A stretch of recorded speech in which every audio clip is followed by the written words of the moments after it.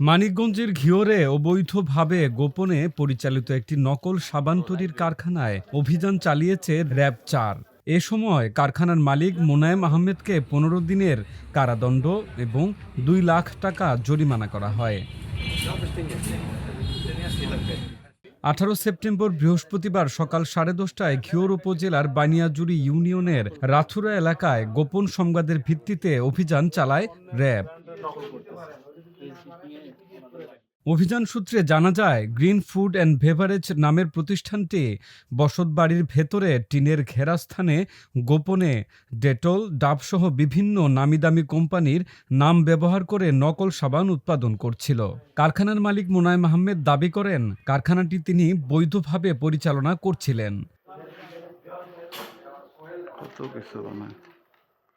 আমার গ্রিন ফুডের সবগুলোরে আমার বিএসটিআই অনুমোদন প্রাপ্ত। আমি এটা শুরু করি 2023 তারিখে। আমি 23 সালে এটা ভাড়া নেই।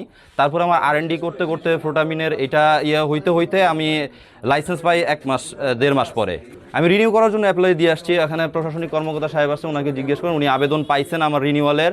তারপর গ্রিন কনজিউমার নামে আমি একটা নতুন ট্রেড লাইসেন্সও নিয়েছি।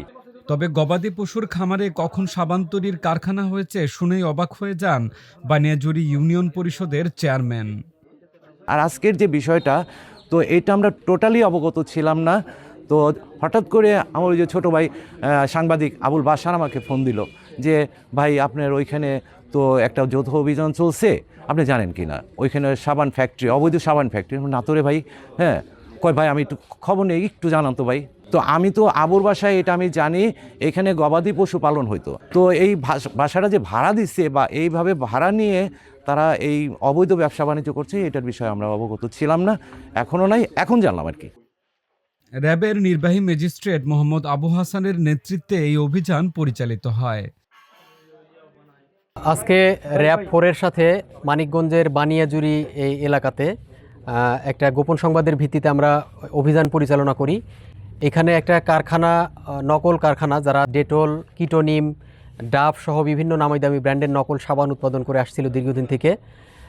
আমরা এখানে এই কারখানাটি সিলগালা করে দিয়ে যাচ্ছি এবং এর মালিককে 2 লক্ষ টাকা অর্থদণ্ড এবং 15 দিনের কারাদণ্ড দেওয়া হয়েছে।